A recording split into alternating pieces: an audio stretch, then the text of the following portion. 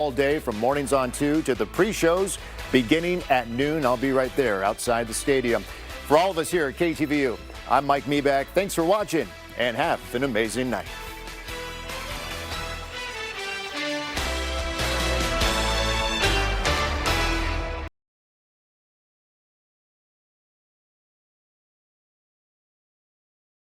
Show. We're doing it again. Welcome back to Like It or Not. Another edition of my favorite show and yours because you're tuning in. So a warm hello to those watching or listening for the first time, and we're happy that you're here. Now we're going to talk about our guests. These are our regulars. One I've met about 30 times, and I've only been here a couple months. Mr. Big Sass. What's good? What's up? How you doing? I'm here, man. You know, summertime. I know. It's that time. All dressed in white. You're a little too fashionable for me. And we've got Mr. Jerry Law. How you doing? Oh, man, I'm doing well. I'm doing great. How about yourself? I'm surviving. Welcome back to the show. Well, thanks for having me again. Yeah, who's your celebrity lookalike?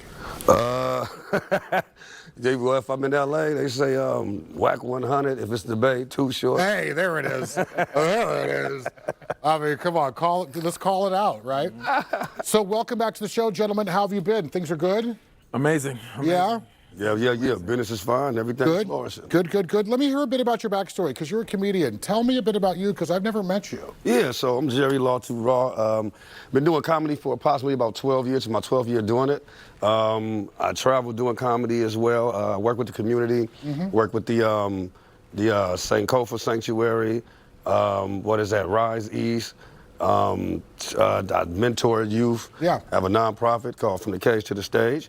And that's it, pretty much. From the cage to the stage. What cage are we talking about? Are we talking about prison? Right, to the stage, as in comedians. Absolutely. I spent 15 years in prison, and I came home and started working with the youth of Oakland, my city where I'm from. Yeah. And I made a promise to a guy that I would do comedy and tell our story, and ta-da. Were you the favorite in prison because you made everyone laugh? Yeah, I sure was. I bet. I had made so many soups and just I did my first comedy show in prison for $20 in cosmetics. Oh, you actually got paid? Yeah, I got soaps and deodorants. Expecting that. I mean, interesting curve as far as the conversation is concerned. But we're talking about dark times and you bringing humor to those moments. Oh, absolutely. You got to find you never truly understand or know the strength of the human spirit until you're forced to be strong. So. 15 years, wow, remarkable. Were you funny in prison? Don't answer. Never been. Thank God, I've been fortunate. Yeah. But I've been a fool my whole life, and I had one of them stories. I went to a comedy show and I was just sitting in the audience laughing, and these table next to me, they were dying. They were on the floor. They're like, "Who are you?" And I got a suit on. I'm a car salesman. And they're like, "No, you need to be on the stage." And come to find out, it was Tony Roberts, Tony Schofield, and that was the whole KBLL crew. Wow. KBLX crew. Huge names. And they put me on that following month, and then they say the rest is history. Now, every time you come, you give us a stack of these, which is so nice. This is Tommy T's Comedy Club. And let's just take a moment to talk about this. This is where you essentially host. Well, I do everything. Host, feature, headline, whatever they ask me to do. I got the bag. So this is June 21st, Father's Day. June 21st, Father's Day, we're doing a Father's Day show. So if it's your father, your daddy, your granddaddy, your zaddy daddy, your... doesn't matter, your stud daddy, it don't matter to us. So we're doing a show on Father's Day. A lot of people, even if they have a father figure in their life, that's not really their father, which a lot of us do. Yeah. And then July 2nd, I'm going into 4th of July weekend, we got another huge show. Jerry's on that show. Nice. It's going to be a fantastic show. But Tommy T's great show. It is going to be our comedy home, Yeah. So we're gonna do what we do, man. Okay, I'm glad I got a little meet and greet. I'm a little more familiar with you. I already obviously am familiar with you. Very cool story. So let's play a little bit. Let's do a little Like It or Not. You ready? Yeah? Yeah, let's do it. Let's start with Jerry. So this kind of fits in the theme as far as comedy is concerned. And, there was some talk about celebrity roasts and some folks that were saying some things that probably weren't favorable. What do you think about celebrity roasts? You like it or not? I like it. I love it, actually. I like roasting. I mean, because I come from, when you're growing up poor, you grow up poor, you're going to have to find a defense mechanism because you don't got the Nikes, but I got a mouthpiece, and you ain't going to keep talking about me. So I like celebrity roasts. It's just that it comes down to culture. Yeah. And see, as African Americans or black people, we roast each other. We talk about the shoes or your clothes. Yeah. Well, you got the other culture. They talk about the whole ethnicity, the whole race. It's like the Kevin Hart roast. That was I wouldn't have, if I would have roasted, I would have roasted and, regular talked about whoever's up there. Or they should have kept it talking about Kevin. Yes. Roast Kevin, roast his hairline, his infidelity, roast him. His height. Yeah, his height, stuff like that. Thereof. And then, what was her name? Cheryl Underwood, and they talked about her husband, because he has committed suicide. I don't find that funny. Awful. I don't find the funny in it, and I wouldn't have did that. Yeah. I wouldn't have did that. All right, so you like it, but with some restrictions. Yeah, I like it within reason. Okay. Now, before the show's over, I want both of you to roast me. So I sure. can put you on blast now, but I'm going to give you a few minutes to really get it together. So we're going to circle back and see how creative these guys are, and don't hold back. What about you? Celebrity roast, thumbs up, thumbs down? I do like celebrity roast. Back in the day, because I'm way older than all you are, so back in the day... You love highlighting that. Hey, but back in the day, the roast, I grew up on watching the roast and stuff. Like you said, if you're from the hood, we call it the dozens, or we call it capping. Yes. And we've been doing that for as long as we can remember. Right. And it's compensating for not having other stuff. And people talk about, tennis shoes you bought from Embies on 69th, and they cost $7, and they got Nikes on and Converses on, but you would get on them so bad that they didn't want to mess with you, and they didn't want to talk about you. Yes. So, and I came up poor. I ain't gonna lie to you. I came up poor. My mama told me we was in Boston, and she said we ain't gonna be poor and cold, so she moved to California. Wow. So that was it. I've been poor my whole life until, I had to do what I had to do. Interesting. I remember my mom went to the swap meet in Sebastopol, the flea market, and she bought me fake LA gears. Yeah. Really? But I got roasted for that, and that taught me how to defend myself to this day. Absolutely. To this day, I'm like, please bring it. 1,000,000%. Oh, yeah. Gift the cap. Ready. All right, we are going to send you off to break, everyone. We're going to come back and have some fun. We're going to continue the chat, but we're going to switch up the topic a little bit. We'll see you in 2 minutes.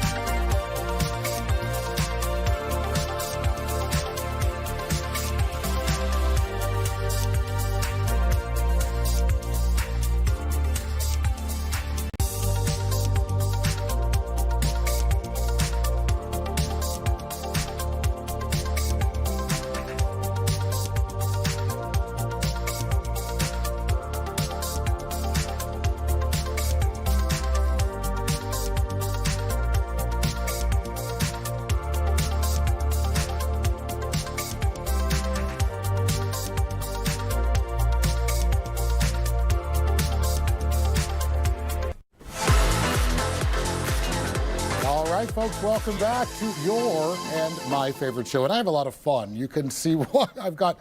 Two comedians, two familiar faces, and you guys keep me entertained. So thanks again for being here. Absolutely. Thanks for having us. You're gonna roast me, right? Oh, I'm a roaster, yeah. You already have it ready, don't you? I got it. I got an arsenal.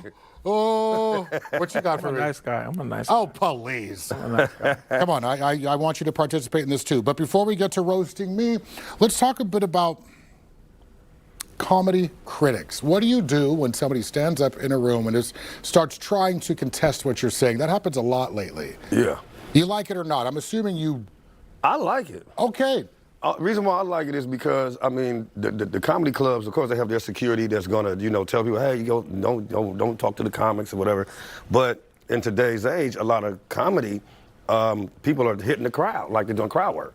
So it gives the audience, it makes them think, oh, it's okay to talk. Yeah. For me, I love when somebody stand up and say something because I'm about to roast you. Right. Oh, you're gonna become the show, buddy. Right. Yeah, I'm about to flame you. So in fact, you encourage it. Oh, I encourage it. Please, anybody's out there, if you see me at a show, please stand up and do it.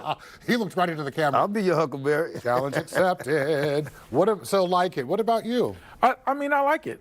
You know, my dad told me a long time ago, if you look at somebody in the face and they can't whoop you and they can't eat you, you say what you got to say. You know what I'm saying? Yeah. So my thing is, I've stopped people from putting people out of the club for roasting. They're like, they want to put them out. And I'm like, no, bring them back. Let them sit down right there. Yeah. And then I do what I do. I mean, I think it's part of it. And some people you get good feedback from, especially if they're intelligent, you can bounce off of them and work the crowd and stuff like that. But somebody's just stupid and obnoxious and screaming stuff at the comics, that's different. But if somebody has some classic get backs and comebacks, that's fun because I work it like a rib, you know what I'm saying? Work it like a rib. I work it like a rib. I eat them off the bone. You know? Okay.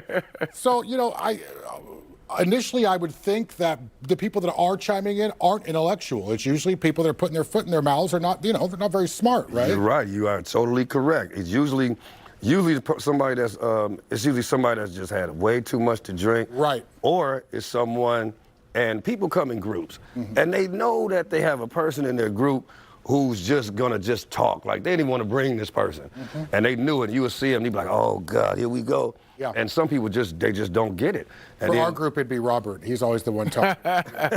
He'd be the one in the group trying to razz the comedian. And then some people think they're like, "Oh, I'm helping the show." No, you're not.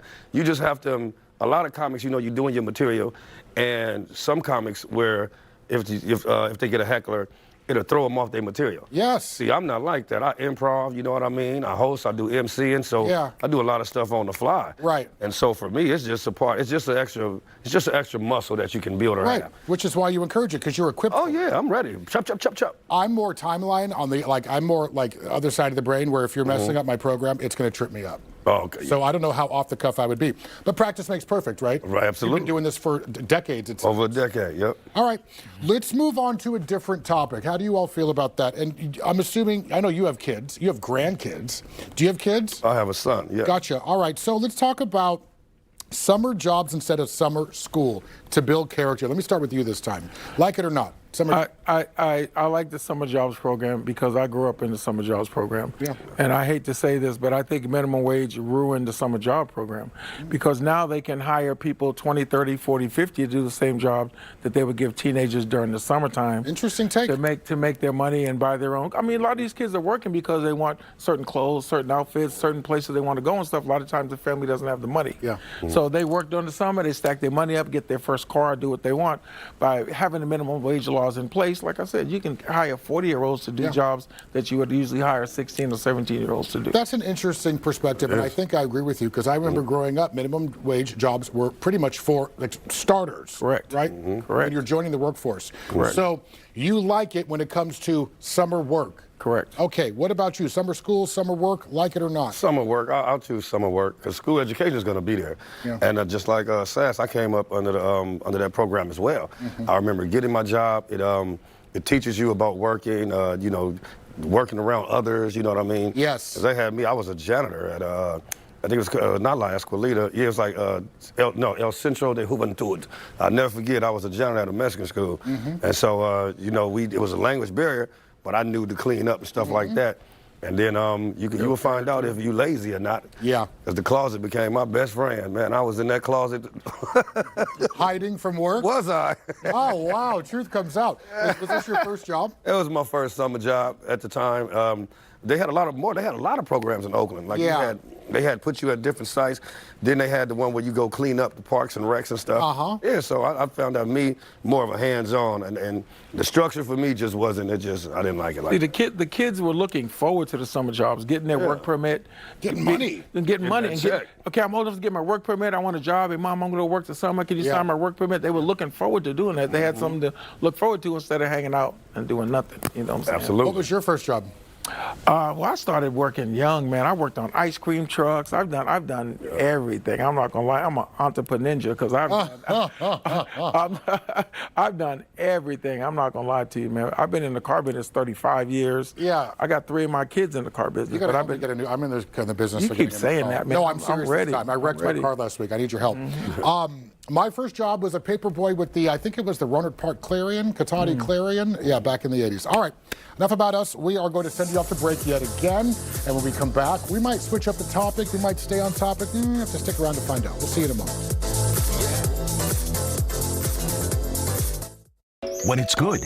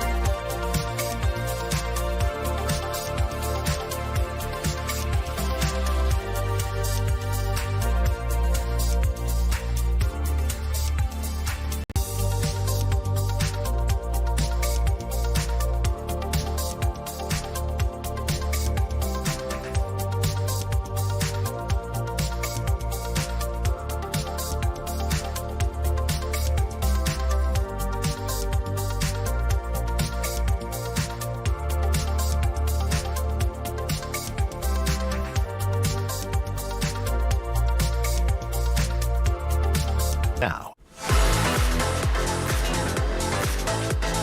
All right, good people, welcome back. You know these beautiful faces. We're talking about Mr. Law and Mr. Sass, the two local comedians who have been keeping me entertained, and I know they're keeping you entertained as well. All right, so let's stay on topic, because I want to talk a bit about, we talked about summer school versus working. So we know we all agree joining the workforce early just really sets you up for success. Let's talk about being popular in high school. I mean, is that a good thing or a bad thing? Let's start with you again, like it or not. I wasn't popular in high school. I worked, and like I said, I took care of my family. I worked. I went to a bunch of different high schools. I wasn't really popular. I didn't care. I hated school. I hated school. But listen, I dropped out of school in the 7th grade, and then I did no school until I went to college. Wow. So then I walked on to college, and I did 2 years of college and got my degrees and stuff like that. So I took, from 7th grade on, I didn't go to school at all, and then I walked on to college and then got my So your degrees. popularity came later in life. Kind of. Still working on it, it sounds Still like? working on it. It's a work in progress, you know. All right, so that is a thumbs down. That's a you don't like it so much. No, I mean, I think it takes away from what you're going to school for and what you're doing. I think it's a weird question to ask. I mean, but you know, it's Athletes, if you're an athlete, you're going to be popular. Yeah. You got no choice, you know. Yeah. What about you? Oh, I liked it. I was popular. I was popular just because, one, I was a funny guy. Right. Right. So being funny. Half of it. Being funny, and then I ran track. I was a speedster. So everybody, oh man, he's fast, and they want you to race and stuff like that. And then, being funny and fast, it's a good thing. Yeah. Because if you talk too much smack, you might have to use your feet. You might have to get out of there. So, you might got to get out of there. I was a class clown, so a lot of my school experience was trying to be more social than actually academic. But I enjoyed school, you know. I became the class clown, life clown, because I was older when I became that. The problem I had in high school, the little bit of school I went to, is girls wouldn't date me because my hair was longer. Why didn't I'm you cut it? serious. No, man. I work hard to grow my hair. Girls wouldn't date. You got to cut your hair, and I'm like, no. I'm just that's my heritage. I ain't. Well, now we're not gonna date or age you here, but this was back when long hair was kind of popular, right? Very I mean, popular. DeBarge. Yeah, I mean, DeBarge. No, my hair was. my great grandfather lived to 117. He fathered my grandmother at 78, and he could sit on his long white hair. So that's part of the Cherokee heritage. So I had long hair, and I just ran with it, you know what I'm saying? Because when I was 8 or 9, I was in a foster home, and she made me wear my hair like that. So as soon as I got out and could grow it, I just overcompensated. 117, jeez. Yeah, and I overcompensated, Are you ready to roast me? I'm not going to roast you, man. I wouldn't do that to you. Would you do that to me? I sure would. So how would you do that? Do I have to say something? I say you need to eat some more. I need to eat some more. You wouldn't have to say nothing. I'll just look at this suit you got on, and I'll come up with something. J.C. Penney's. No, that suit looked like from the Goodwill. He got the J.C. Penney's look. That suit looked like it came with a bottle of Crown Royal. You need to tell your family to feed you a little bit more because it looked like you could hula hoop through a Cheerio. But I'm serious. I think what you lack inside, you might make up in precision and power. But we don't know that at this point. You know what I'm saying? All right. That was good. I wasn't expecting that. What did you? Cheerios? Hula hoop through a Cheerio. See? Wow, at Goodwill. It was actually Salvation Army. Okay. That's okay. We don't mind. I got to save my money where I can. Hey, man. Everybody's in the Fun. military. I've never been roasted before. Y'all can roast me too. Email me at brian.gallo@fox.com. All right, thank you for that. That was fun. Let's talk about learning a trade instead of college. I think this is a really relevant topic. Let's start with you. I mean, trade instead of college, like it or not? I would say trade only because of the college. A lot of people I knew that went to college, they spent a lot of money, they in debt, and then when they graduated, the thing they went to school for didn't exist anymore. Right. So it was like, whoa! I went to trade school for. I was the University of Florida for be an electrician. You know what I mean? So then I always, no matter what happens, I can always go be an electrician. Yeah. You know what I mean? So it'll last you through life. And in college, like I said, if you're studying one specific subject, that's just it. And if you go and your job don't exist no more, then that gotta hurt. Right. Gotta hurt. You have no place to sit. Nothing. So tradesman, thumbs up. You like it? Yeah. Well, I think that a lot of people that go to college and, like you said, spend the money and get these loans and all that and get their degrees, don't even work in the field that they got the degrees in. Yeah. So that happens a lot. I mean, I've been in the car business 35 years. I've been in sales. And you're a salesperson and that's your trade, you could drop me at Best Buy. You could drop me at anywhere. I don't even have to know nothing about it. If you're a salesman, you're going to sell. You're going to sell. It's in you. It's just that's something you can't teach. I mean, either you have it or you're not. It's like teaching a hustle muscle. Either you can hustle or you're not. I can't teach somebody to be 7 foot. They're either 7 foot or they ain't 7 foot. Right. But like I said, so many people that got degrees that not even in their field anymore. You know. Yeah. Growing up in Sonoma County, half of my peers are now working in trade to some degree, and they all make more money than most people I know. Yeah. And they all have consistent lives. They raise their families. They're in the union. So I think that thumbs up as well. Definitely like trade. Not that I don't like college. I mean, but all right, enough about that. We are going to send you off to break. Now listen to this. You can listen to Like It or Not wherever you go as a podcast. You'll find the latest episode whenever you get your podcasts, or wherever rather, including Apple and Spotify. Subscribe and download for episodes free on both Apple and Android devices. All right, we'll see you in just a moment.